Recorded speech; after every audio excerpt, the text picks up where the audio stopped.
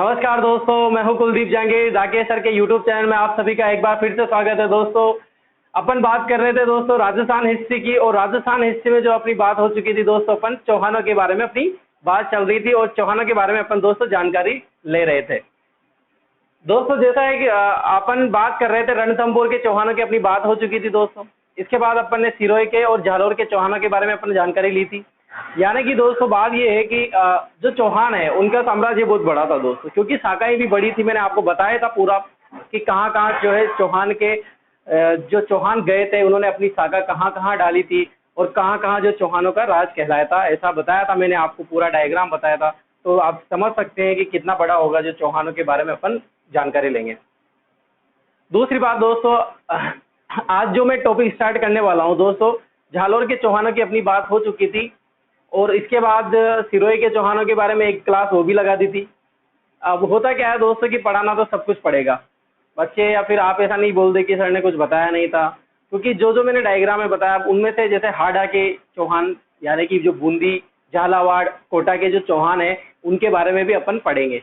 इसके बाद दोस्तों नाडोल चौहान के जो संस्थापक हैं उनके बारे में बस इतना ही जानना है। नाडोल एक दो जानकारी है जो मैं बताऊंगा आपको, तो आज उन्हीं की बात करेंगे अपन आज की क्लास में। यही मैटर रहेगा, अपन बूंदी के बारे में, कोटा के बारे में या और नाडोल के चौहानों के बारे में अपन जानकारी लेंगे। ठीक है दोस्तों, तो सबसे पहले मैं बात करता हूं दोस्तों, यहाँ पर अभी 2 मिनट में हो जाएगा ये पूरा।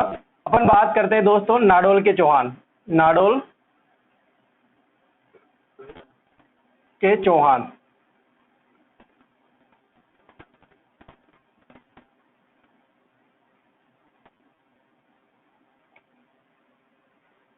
सबसे पहले बात दोस्तों, नाडोल के चौहानों की अपन बात करें, सबसे पहला वाला क्वेश्चन तो ये आता है कि नाडोल के चौहान में जो चौहानों की शाखा है उसके संस्थापक कौन है, यानी कि नाडोल में शाखा किसने डाली थी चौहानों की। यह पहला क्वेश्चन यही आता है।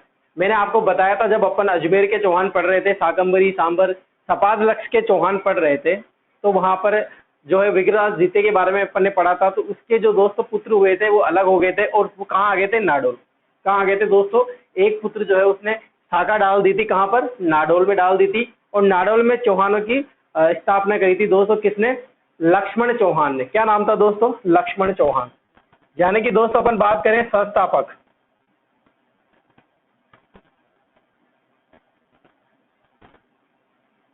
नाडोल में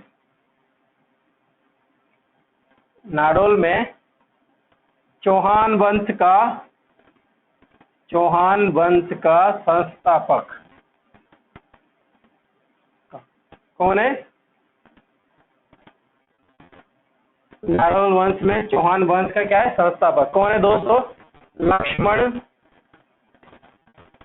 चौहान।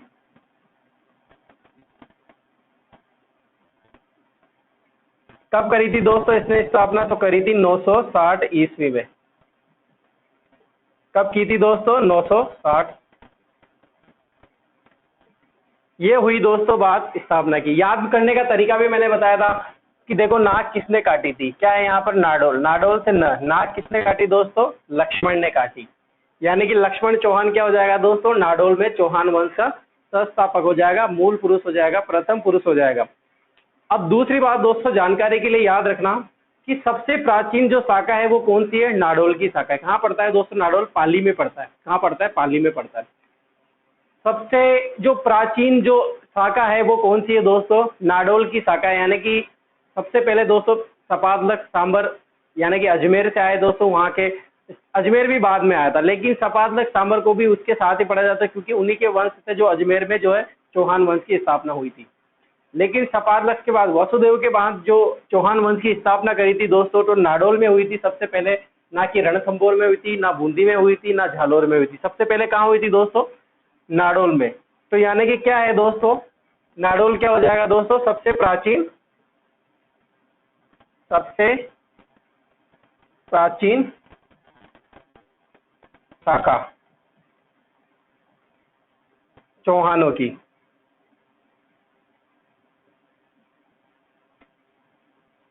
ठीक है दोस्तों, ये बात हुई। यहाँ पर मैंने बताया आपको, यहाँ पर नाडोल है और यहाँ पर संस्थापक हो जाएगा, वो कौन हो जाएगा, लक्ष्मण चौहान। ये अलग हो गया था दोस्तों, शाकंभरी के जो उनके वंश थे उनसे अलग होके आ गया था, कहाँ पर, ये स्थापना कर दी थी 960 में। और कहाँ आ गया था दोस्तों? नाडोल में आ गया था, पाली वाले क्षेत्र में आ गया था। और वहां पर जो है इसने स्थापना कर दी थी कौन, किसकी? चौहान वंश की। ठीक है दोस्तों, अब और बात करते हैं दोस्तों, इनकी ज्यादा बात है नहीं, एक दो लाइनें और है, आराम से सुनना देखना। एक शासक हुआ था दोस्तों, उसका नाम है रायपाल। क्या नाम है दोस्तों? रायपाल। इसने क्या करा दोस्तों? मंडोर के प्रतिहारों को पराजित किया था। मंडोर के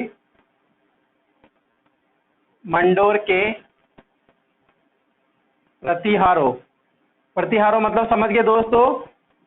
चार पुत्र का जन्म हुआ था अग्निकुंड से, प्रतिहार, परमार, चालुक्य, चौहान। चालुक्य चौहान कहाँ के? गुजरात के। प्रतिहार, परमार एक मंडोर के। और परमार कहाँ के? वो भी मैं आपको बता चुका हूँ, जालौर में परमार बहुत बार आए। आपको जानकारी हो तो आप मुझे बताओ। अब मंडोर के प्रतिहारों को किसने पराजित किया दोस्तों? रायपाल ने पराजित किया था। को पराजित किया, क्या किया दोस्तों? पराजित किया। एलो हो गया काम। आया दोस्तों समझ में? यहाँ से दोस्तों लक्ष्मण चौहान से कहाँ चला गया मैं? डायरेक्ट रायपाल के पास चला गया। क्योंकि दोस्तों जो महान शासक हुए हैं उनके बारे में, जिसका इतिहास में नाम है, उनके बारे में अपन पढ़ेंगे। इसके बाद दोस्तों बात करेंगे रायपाल के बाद दोस्तों अहिल के बारे में। अहिल एक शासक था, सबसे प्रतापी शासक रहा है। किसका? नाडोल के चौहानों का। यानी कि नाडोल के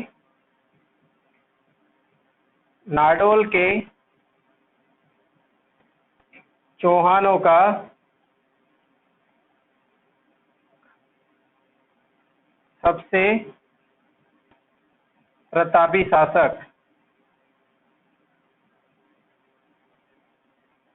कौन था दोस्तों? नाडोल के चौहानों का सबसे प्रतापी शासक कौन था? उसका नाम था दोस्तों अहिल। क्या नाम था दोस्तों?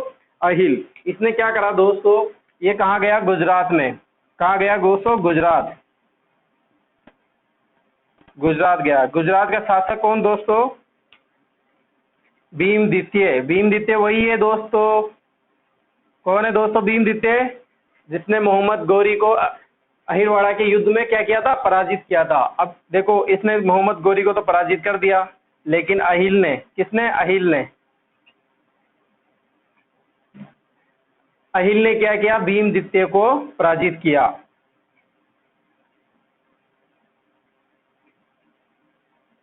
भीमद्वितीय को पराजित किया। ये हो गई दोस्तों नाडोल से संबंधित पूरी बात, और नाडोल खत्म।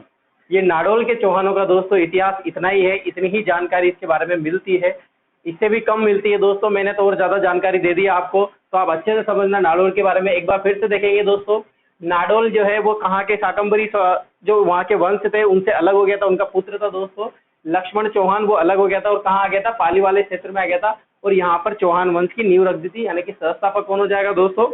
लक्ष्मण चौहान हो जाएगा। कौन हो जाएगा? लक्ष्मण चौहान। कब की थी स्थापना? 960 में। यानी कि सबसे प्राचीन शाखा है किसकी? चौहान वंश की। एक शासक हुआ था जिसका नाम है रायपाल, मंडोर के प्रतिहारों को इसने पराजित किया था। और जो सबसे प्रतापी शासक है दोस्तों वो कौन था? डबल स्टार वाला अहिल। क्या नाम था? अहिल। इसने नाडोल के चौहान के सबसे प्रतापी शासक है, इसने गुजरात के शासक भीमद्वितीय को पराजित किया था। और इसके बाद दोस्तों जो है ये नाडोल के जो चौहान है, नाडोल के नाडोल के चौहानों का विलय हो गया। ये मिल गए थे दोस्तों कहां पर? जालोर के चौहानों से। कहां पर मिल गए थे? जालोर के चौहानों से मिल गए थे।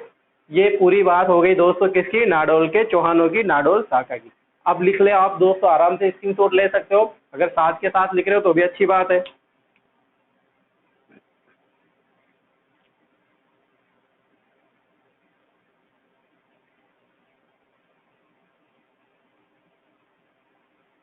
मिटा दूं दोस्तों?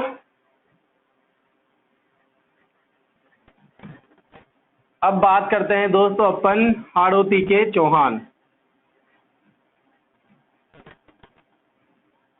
किसकी बात करेंगे दोस्तों? हाड़ौती के चौहानों के बारे में अपन बात करने वाले हैं। सबकी बात करेंगे दोस्तों अपन लोग।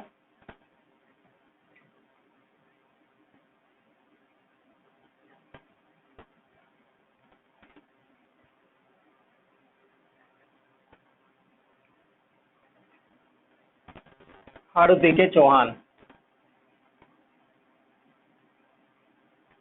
हाड़ौती के चौहान क्या कहलाए दोस्तों? हाड़ौती के चौहान क्या कहलाए? हाड़ा कहलाए। क्या कहलाए? हाड़ा। और हाड़ा चौहान को राज हुआ यहाँ पर दोस्तों, किसका राज हुआ? हाड़ा वंश का राज हुआ। इसीलिए दोस्तों ये जो क्षेत्र रहता है, दक्षिण पूर्वी वाला क्षेत्र जो रहता है, उसको क्या बोला जाता है? हाड़ौती बोला जाता है। देखो इधर ये मैप है, ये राजस्थान है अपना।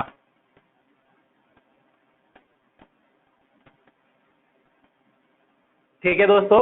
और ये वाला जो क्षेत्र है दोस्तों, ये क्या कहलाता है दोस्तों? हाड़ौती कहलाता है। कौन सा क्षेत्र? ये वाला दक्षिण पूर्वी वाला क्षेत्र। ये वाला क्षेत्र जो है दोस्तों, कौन सा क्षेत्र है? दक्षिण पूर्वी क्षेत्र। कौन सा क्षेत्र है दोस्तों? ये हाड़ौती क्षेत्र। हाड़ौती क्षेत्र। दक्षिण पूर्वी जो क्षेत्र है दोस्तों, देखो इधर आराम से, कौन सा क्षेत्र की बात कर रहे हैं अपन? दक्षिण पूर्वी क्षेत्र की बात कर रहे हैं। ये क्षेत्र क्या कहलाता है दोस्तों? हाड़ौती। इसमें कौन कौन से जिले आते हैं दोस्तों? जिले कौन कौन से जिले आते हैं? एक तो आता है बूंदी, कोटा, बारा, और एक आता है झालावाड़। कौन कौन से क्षेत्र आते हैं दोस्तों? कौन कौन से जिले आते हैं? बूंदी, कोटा, बारा, झालावाड़। दोस्तों इसकी बात करें और इस क्षेत्र में, तो इसका नाम शासक रहा, यहाँ पर शासन रहा, किसका शासन रहा? हाड़ा वंश का। हाड़ा वंश का। और उनमें से पर्टिकुलर दोस्तों कहाँ पर शासन रहा था? बूंदी में रहा, कोटा में रहा, और झालावाड़ में रहा। बारह की ज्यादा बात नहीं होती है दोस्तों राजवंश के बारे में।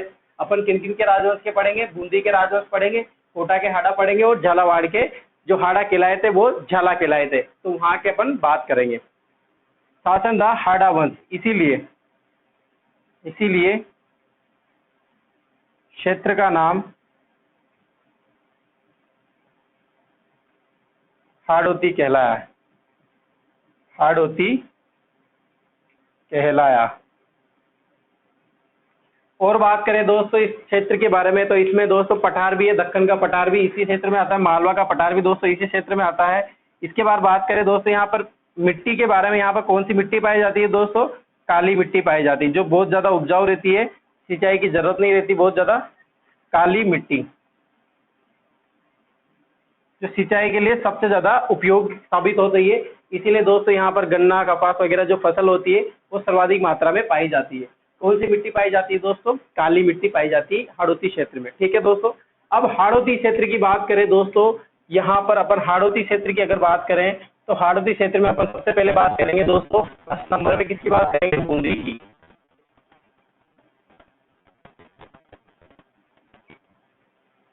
किसकी बात करेंगे दोस्तों? बूंदी की बात करेंगे अपन। और बूंदी में दोस्तों जो है अपन बात करने वाले हैं कि यहाँ पर बूंदी में किसका शासन रहा दोस्तों, इनकी अपन बात करने वाले हैं। ठीक है दोस्तों। देखो हाड़ौती की बात कर रहे थे, हाड़ौती में कितने जिले आए? बूंदी, कोटा, बारा, झालावाड़। कितने जिले आए? बूंदी, कोटा, बारा, झालावाड़, यानी कि टोटल कितने जिले हैं? 4 जिले हैं। 4 जिलों को अपन पढ़ने वाले हैं, जिसमें 12 को अपन पढ़ेंगे नहीं, क्योंकि यहाँ पर ज्यादा वंश का राज नहीं हुआ था। इसमें सबसे पहले अपन बूंदी की बात करेंगे। ठीक है दोस्तों। देखो इधर, अब बूंदी की अपन बात करेंगे। देखो बूंदी को क्या बोलते हैं दोस्तों? बूंदी को क्या बोलते हैं? छोटी काशी भी बोलते हैं। क्या बोलते हैं? छोटी काशी। क्या बोलते हैं दोस्तों? छोटी काशी भी बोला जाता है बूंदी को। ऐसा करो दोस्तों, आप पहले इसको लिख लो, जगह कम रह जाएगी इधर, है ना। पहले लिख लो इसको आप।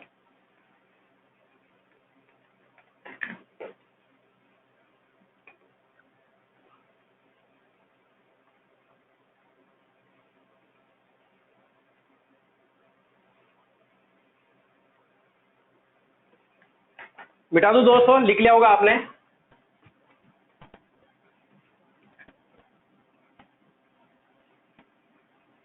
अपन बात करेंगे दोस्तों अब बूंदी के हाड़ों की। किसकी बात करेंगे? बूंदी के हाड़ों की।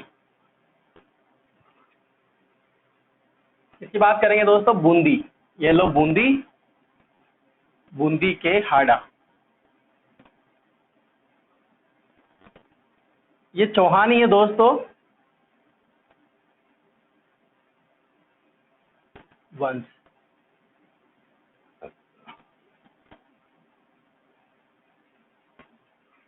अभी डिटेल से बात करेंगे, पहले अपन बूंदी के बारे में बात कर लेते कि बूंदी में क्या था, कैसे हुआ, सब ये सब जानकारी बहुत जरूरी है दोस्तों, तभी पता चलेगा कि यहाँ पर शासन किसका होता और जो है बूंदी में चौहान कैसे आए थे। ठीक है दोस्तों, यहाँ पर बात कर लेते। देखो ये बूंदी की अपन बात कर रहे हैं, किस बूंदी की, ये वाली बूंदी की। इसको क्या बोलते हैं दोस्तों, बूंदी को छोटी काशी भी बोला जाता है, छोटी काशी, छोटी काशी क्या बोला जाता है दोस्तों, छोटी काशी भी बोला जाता है। और बात करें दोस्तों बूंदी के बारे में, तो बूंदी पर पहले स्वरूप यहाँ बूंदी पे पहले पहले मीणाओं का राज हुआ करता था। किसका राज हुआ करता था, मीणाओं का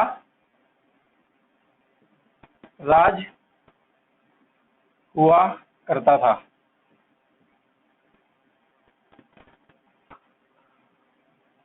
एक शासक था दोस्तों, शासक था मीणाओं का ही दोस्तों, उस शासक का नाम था बूंदा मीणा। क्या नाम था, बूंदा मीणा। यहाँ पर मैं बात कर रहा हूँ दोस्तों बूंदी के बारे में, बूंदी के बारे में बात कर रहा हूँ। यहाँ पर पहले बूंदी पर किसका राज हुआ करता था दोस्तों, मीणाओं का राज हुआ करता था। और मीणाओं का ही दोस्तों एक शासक था जिसका नाम था बूंदा मीणा। क्या नाम था, बेंदु मीणा नहीं लिख रखा है ये मैंने, बूंदा मीणा। क्या है दोस्तों, बूंदा मीणा। यानी कि यहाँ पर दोस्तों बात ये कर रहे हैं अपन कि यहाँ पर मीणाओं का राज हुआ करता था चौहान से पहले, यानी कि हाड़ा चौहान से पहले बूंदा मीणा का राज हुआ करता था, जो किससे संबंधित है, मीणा जाति से संबंधित है। अब दोस्तों शासक बूंदा मीणा है, तो इसने इसी के नाम पर, किसके नाम पर, बूंदा मीणा के नाम पर दोस्तों नाम क्या रखा, बूंदी रखा। क्या नाम रखा, बूंदी रखा।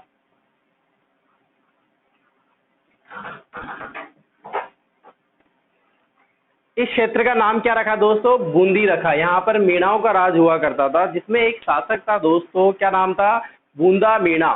बूंदा मीणा के नाम से दोस्तों इसका नाम क्या कहलाया, इस डिस्ट्रिक्ट का नाम क्या कहलाया, इस जिले का नाम क्या कहलाया दोस्तों, बूंदी कहलाया। लेकिन दोस्तों नोट लगाना यहाँ पर, एक क्या लगाओगे दोस्तों, नोट।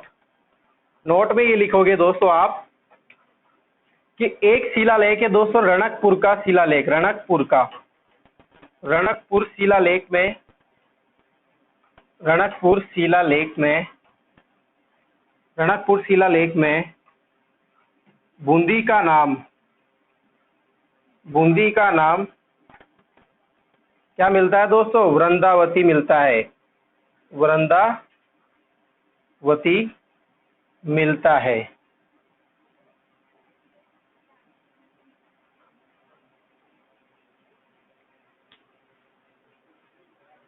शासक था दोस्तों बूंदा मीणा, इसी के नाम पर इसका नाम क्या रखा, बूंदी रखा गया। लेकिन दोस्तों एक शिलालेख है, क्या नाम है शिलालेख का, रणकपुर का शिलालेख। रणकपुर के शिलालेख में दोस्तों बूंदी का जो नाम मिलता है वो क्या मिलता है, वृंदावती मिलता है। यह शिलालेख की बात करें दोस्तों, तो यह शिलालेख किसके शासन काल का है, महाराणा महाराणा कुंभा के शासन काल का।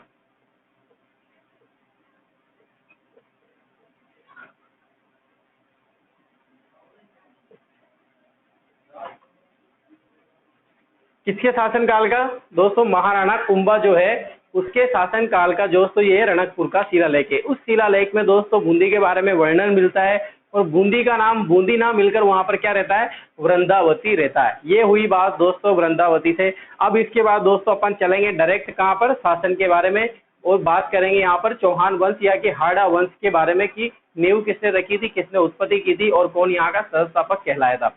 लिख लो आप पहले इसको।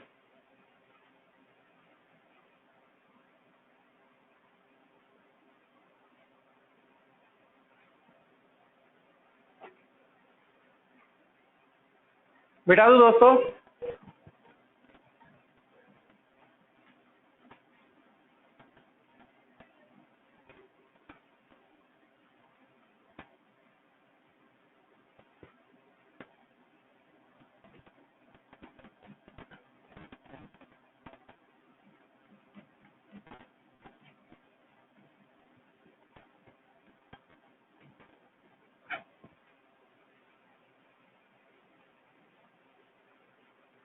देखो एक शासक का नाम आता है दोस्तों देवी सिंघाड़ा। सबसे पहला शासक रहता है यहाँ पर देवी सिंघाड़ा।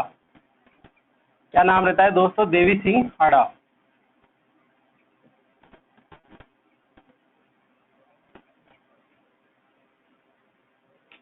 इसने क्या करा दोस्तों? बात कर रहे हैं अपन देवी सिंघाड़ा की। डायरेक्ट देवी सिंघाड़ा पे आ जाएंगे क्योंकि पहला शासक रहता है यहाँ का, संस्थापक रहता है किसका? चौहान वंश का, यानी कि बूंदी में चौहान वंश की जो क्या कहलाए बाद में हाड़ा वंश कहलाए, उसकी जो है यहाँ पर शाखा डाली थी और उसके जो है उत्पत्ति की थी। ठीक है दोस्तों, बात करते हैं देवी सिंघाड़ा। देवी सिंघाड़ा ने दोस्तों क्या किया? पराजित किया। पराजित किया।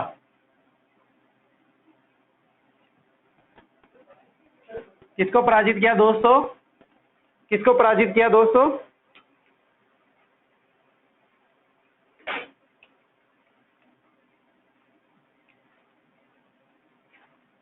देखो, बात कर रहे हैं अपन देवी सिंघाड़ा की। देवी सिंघाड़ा ने पराजित किया दोस्तों किसको? तेजा जेता मीणा को। किसको? जेता मीणा को। किसको पराजित किया दोस्तों? जेता मीणा को पराजित किया। और पराजित करने पर दोस्तों यहाँ पर बूंदी में हाड़ा वंश की स्थापना की। किसने की दोस्तों? देवी सिंघाड़ा ने। और देवी सिंघाड़ा क्या कहलाया दोस्तों? संस्थापक कहलाए। संस्थापक। बूंदी में चौहान वंश, जो क्या कहलाए? चौहान वंश यहाँ के हाड़ा वंश कहलाए। दोस्तों हाड़ा वंश वही है चौहान वंश। जैसे सिरोही के अपन बात करें तो सिरोही के क्या कहलाए? सुल्तान कहलाए थे जालोर के, सिरोही के। और जालोर के, सॉरी, सिरोही के। और जालोर के अपन बात करें तो जालोर के देवड़ा, सुल्तान, ये सब क्या कहलाए दोस्तों? वो भी चौहान ही थे, लेकिन अपने पीछे क्या दोस्तों? सुल्तान देवड़ा भी लगाते थे। और जो मैंने एक अखीराज देवड़ा था, ये सब बातें अपन ने की थी। तो ऐसे ही दोस्तों यहाँ पर क्या है? बूंदी के जो चौहान वंश है वो क्या लगाते थे दोस्तों? हाड़ा लगाते थे। तो यानी कि बूंदी में चौहान वंश की स्थापना की।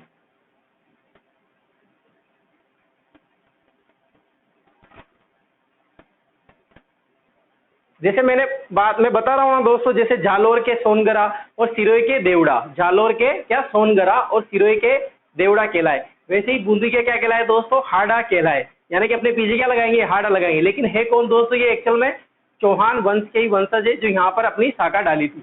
तो दोस्तों देवी सिंघाड़ा क्या हो जाएंगे? बूंदी में क्या हो जाएंगे दोस्तों? संस्थापक हो जाएंगे, मूल पुरुष हो जाएंगे, प्रथम पुरुष हो जाएंगे चौहान वंश के, यानी कि हाड़ा वंश के। ठीक है दोस्तों, पराजित किया था इसने दोस्तों जेता मीणा को। किसको पराजित किया था? जेता मीणा को। और हाड़ा वंश की स्थापना कर दी थी। ठीक है दोस्तों, स्क्रीनशॉट ले लो इसका आप।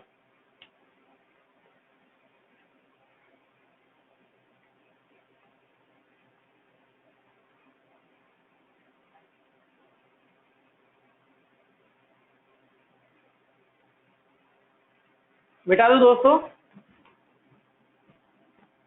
अब और बात करते हैं दोस्तों, ज्यादा इंपॉर्टेंट नहीं है दोस्तों, ये मैं पहले ही बता दिया आपको, लेकिन पढ़ाना है। आप कहोगे कि पढ़ाया नहीं, इसीलिए पढ़ाना पड़ रहा है दोस्तों। ज्यादा क्वेश्चन नहीं आते इन चौहानों के बारे में, बहुत से तो पढ़ाते भी नहीं है इनके, लेकिन अपन तो फिर भी पढ़ रहे हैं, आपको जानकारी हो जाए इसीलिए। इसके बाद दोस्तों शासक बनता है बरसिंह।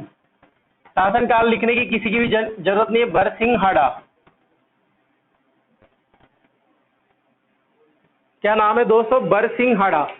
देखो मैं पहले ही बता देता हूँ दोस्तों, शासनकाल लिखने की जरूरत नहीं है, क्योंकि कभी नहीं पूछेगा आपसे। अगर मैं 1,00,000 रुपए दूं ना उनको तो भी नहीं बताएगा, उसमें वहां पर पूछेगा नहीं कि इसका शासनकाल क्या रहा था। इसलिए आप बिल्कुल भी फिगर मत कीजिए इनके बारे में कि शासनकाल लिखाइए। अगर आपको शासनकाल चाहिए तो दोस्तों आप बिल्कुल गाइड से या बुक से लिख सकते हैं आराम से। बरसिंघाड़ा की बात करें दोस्तों, बरसिंघाड़ा जैसे ही शासक बनते हैं, और शासक बनते अच्छा काम कर गए दोस्तों। और क्या अच्छा काम किया इन्होंने? निर्माण करवाया। निर्माण करवाया दोस्तों। किसका निर्माण करवाया? तारागढ़ दुर्ग का। तारागढ़ दुर्ग का।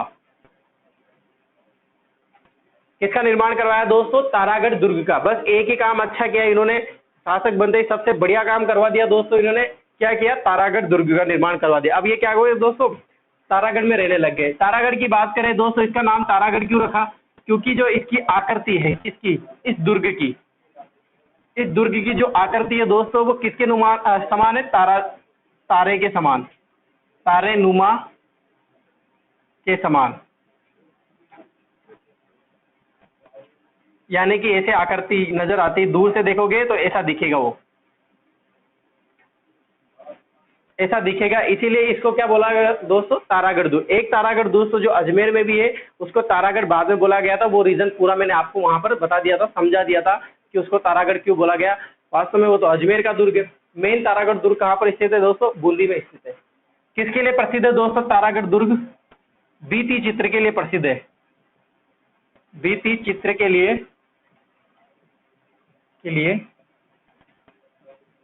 प्रसिद्ध। किसके लिए? भित्ति चित्र के लिए प्रसिद्ध। दीवारों पर अंकित जो चित्र होते हैं उनको भित्ति चित्र बोलते हैं, और उसके लिए प्रसिद्ध है दोस्तों तारागढ़ का दुर्ग। जब आप चित्रकला पढ़ोगे ना, तो सबसे ज्यादा जो चित्रकला के बारे में उल्लेख और सबसे बढ़िया जो चित्रकला मिलती है ना दोस्तों, तो बूंदी कोटा के बारे में ही मिलती है। ठीक है दोस्तों, और बात करें इसके लिए प्रमुख चित्र की बात करें, प्रमुख चित्र कौन सा है? प्रमुख चित्र कौन सा है दोस्तों? रागमाला। रागमाला कौन सा चित्र है दोस्तों? रागमाला है। और बात करें दोस्तों इसके बारे में, चित्र के बारे में और बात करें, यहाँ पर हाथियों की लड़ाई के चित्र मिलते हैं।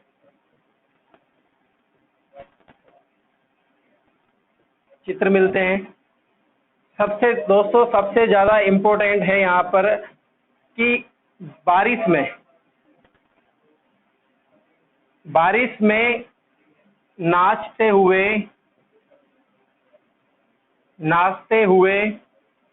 मोर का चित्रण मिलता है दोस्तों। बहुत बार पूछा गया दोस्तों, चित्रण मिलता है। और ये जो हाथियों की लड़ाई का जो चित्र है दोस्तों, ये कहाँ मिलता है? कोटा बूंदी में आता है। ये कोटा बूंदी दोस्तों मोस्ट इंपोर्टेंट। देखो 4 स्टार लगा दिए मैंने। बारिश में नाचते हुए मोर का चित्रण कहाँ पर मिलता है दोस्तों? बूंदी चित्रकला में मिलता है। जो कहाँ पर मिलती है? तारागढ़ दुर्ग में मिलती है। बारिश में नाचते हुए मोर का चित्रण, याद रखना इसको दोस्तों। ठीक है दोस्तों, ये बात हुई। मैंने कहा कि तारागढ़ दुर्ग कर दी। आकृति किसके समान है? तारे नुमा के समान है, इसीलिए इसका नाम क्या रखा? तारागढ़ दुर्ग रखा। भित्ति चित्र के लिए प्रसिद्ध है दोस्तों। प्रमुख चित्र किसका हो जाएगा दोस्तों? रागमाला का हो जाएगा। ठीक है दोस्तों, याद रह जाएगा ना आराम से, कोई दिक्कत तो नहीं है। कोटा बूंदी में दोस्तों हाथियों की, कोटा चित्रकला में मिलता है हाथियों की लड़ाई के चित्र। लेकिन दोस्तों जो प्रमुख चित्र है वो मिलता है बारिश में नाचते हुए मोर का चित्रण मिलता है। कहां पर? बूंदी चित्रकला में। ठीक है दोस्तों, हो जाएगा याद। बारिश में नाचते हुए मोर का चित्रण, यानी कि वर्षा में नाचते हुए मोर का चित्रण। नायिका की बात करें दोस्तों, यहाँ पर देखो एक भी जान लो, नायिका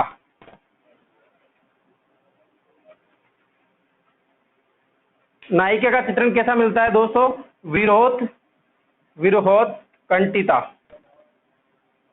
कैसा चित्रण मिलता है दोस्तों? विरोध कंठिता, यानी कि दीवार के पास बैठकर नायिका जो है अपनी प्रेमिका इंतजार कर रही है, अपने प्रेम का इंतजार कर रही है, अपनी प्रेमिका का इंतजार कर रही है। कौन? नायिका, जिसको क्या बोला गया है? विरोध कंठिता बोला गया है। इसका मतलब होता है दोस्तों ऐसा कि एक जगह बैठकर, एक पास में बैठकर और इंतजार कर रही है किसके? अपने प्रेमिका के। इसका मतलब होता है विरोध कंठिका का मतलब। नायिका का चित्रण ऐसे किया है। जब अपन चित्रकला पढ़ेंगे ना, वहां पे डिटेल से बात करेंगे। ठीक है दोस्तों, ये बात हुई किसकी? बर सिंह की। इसने निर्माण करवाया तारागढ़ दुर्ग का। लेकिन तारागढ़ दुर्ग आ गया तो मैंने आपको चित्रकला के बारे में भी जानकारी बता दी। और बूंदी में चित्रकला जो है सबसे ज्यादा प्रसिद्ध है। ठीक है दोस्तों, अब लिख लो आप इसको।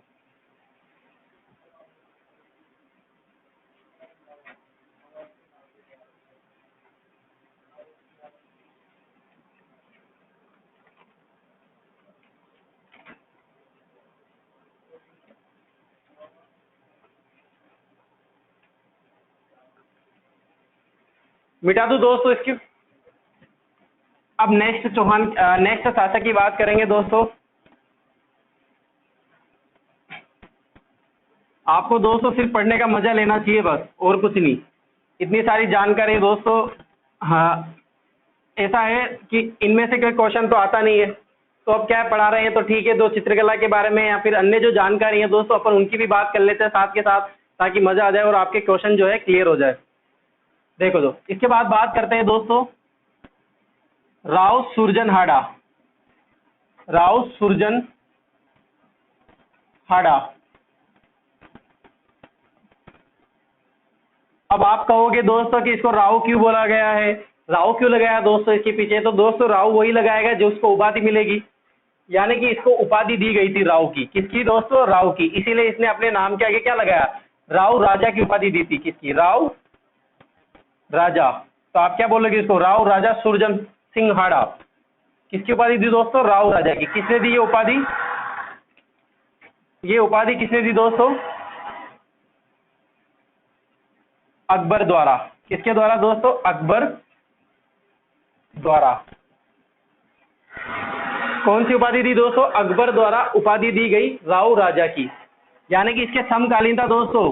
किसके समकालीन? राव सुरजन हाड़ा के समकालीन था कौन? अकबर। और अकबर ने इसकी प्रसन्न होकर किसको? राव राजा की उपाधि दी। और साथ में क्या क्या दिया देखो, 5,000 का मनसबदार भी दे दिया। 5,000 का मनसबदार बनाया। ये हुई बात किसकी दोस्तों? अकबर और सुरजन सिंह हाड़ा की। आया समझ में दोस्तों? अब इसके बाद दोस्तों क्या होगा कि इसके जो भी शासक रहेंगे, इसके वंश जो शासन करेंगे बूंदी पर, वो क्या लगाएंगे अपने आगे? राव लगाएंगे, यानी कि वो जो राजा कहलाएंगे वो राव राजा कहलाएंगे। किसके बाद? राव सुरजन हाड़ा के। राव इसके बाद ही लगेगा, जो भी अब शासक आएंगे वो अब राव लगेगा। अगर मैं गलती से नहीं लगाता तो आप समझ जाना। राव राजा की उपाधि किसने दी दोस्तों? अकबर ने दी। और 5,000 का मनसबदार भी दिया। और बात करें दोस्तों राव सुरजन सिंह हाड़ा की, तो इसका एक दरबारी था। दरबारी, क्या नाम था दोस्तों उसका? चंद्रशेखर। बहुत बार बात कर चुके हैं चंद्रशेखर की। और इसने ग्रंथ लिखे दोस्तों। कौन से ग्रंथ लिखे दोस्तों इसने? सुरजन चरित्र।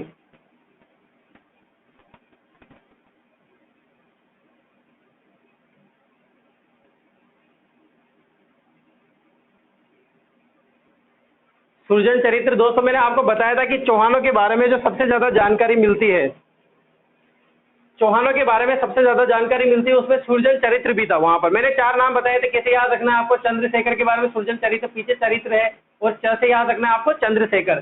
किसका दरबारी था दोस्तों? ये सुरजन हाड़ा का। और एक और ग्रंथ था दोस्तों, उस ग्रंथ का नाम है हमीर हट। हमीर हट। इसकी रचना भी किसने करी दोस्तों? चंद्रशेखर ने करी थी। ये बात हुई दोस्तों किसकी? सुरजन हाड़ा की। ठीक है दोस्तों, आगे की क्लास को नेक्स्ट जब भी लगेगी तब पढ़ाएंगे आगे। आज के लिए इतना ही काफी है दोस्तों। अगर क्लास अच्छी लगी हो तो लाइक कमेंट शेयर जरूर कीजिए दोस्तों। अपनी जो क्लास रहती है उसको शेयर जरूर कर दिया करें आप, ताकि ज्यादा से ज्यादा लोग देखें और ज्यादा से ज्यादा मजा आ सके आपको भी पढ़ने में, मुझे भी पढ़ने में। जब भी मजा आएगा पढ़ाने में जब आप ज्यादा से ज्यादा आएंगे लोग। ठीक है दोस्तों, आज के लिए इतना ही काफी। धन्यवाद।